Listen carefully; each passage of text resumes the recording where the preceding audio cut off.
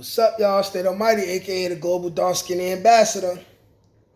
I'm watching these comments and these videos, man.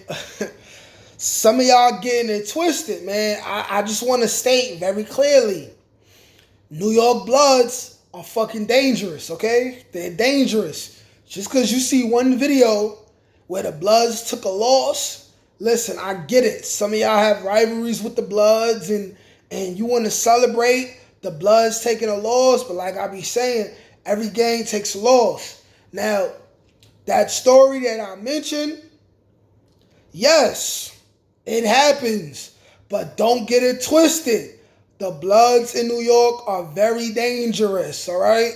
Just like the Crips in New York are very dangerous, all right? The Bloods are very high in numbers, okay? Now, because they have so many numbers, of course, naturally, it's going to be a couple more pussy niggas, a couple more fuck niggas, because they numbers are so high. But don't get it twisted. It's some real dangerous niggas that's part of the Bloods organization, man. And in all due reality, who cares? Who cares? But I just want to say that before one of y'all fools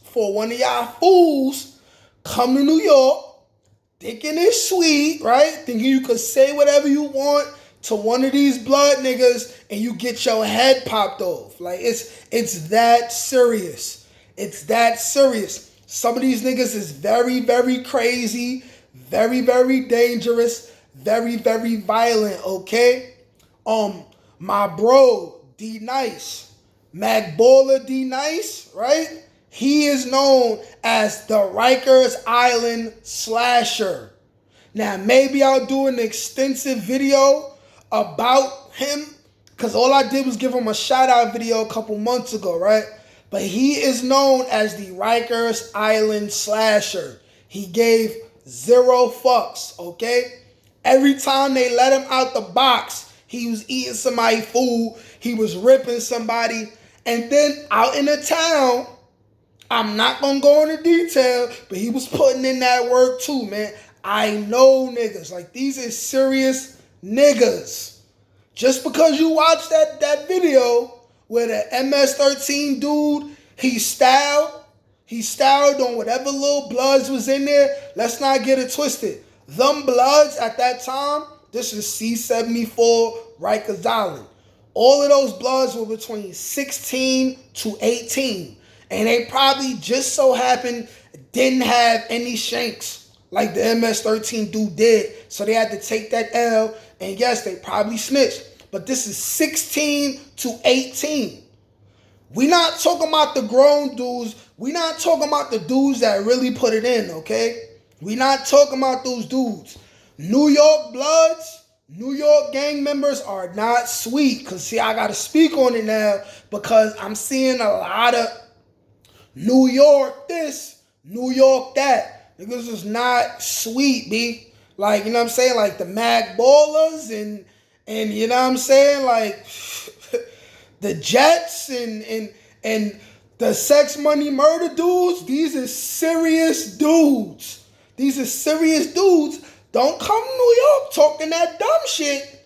If you want to talk all that and y'all want to have the Twitter fingers and y'all want to talk on the internet and say what y'all want to say, that's cool. But just like y'all tough over there and they can't go over there acting crazy because something bad happened to them, if you come to New York talking that wild shit, just because you seen a Nate Almighty video about 3 or 4 soft young blood dudes from C-74 adolescents who are between 16 to 18, you go to some grown Bloods, some seasoned veteran Bloods, or any other gang in New York, and you start talking crazy, you may not make it home, okay?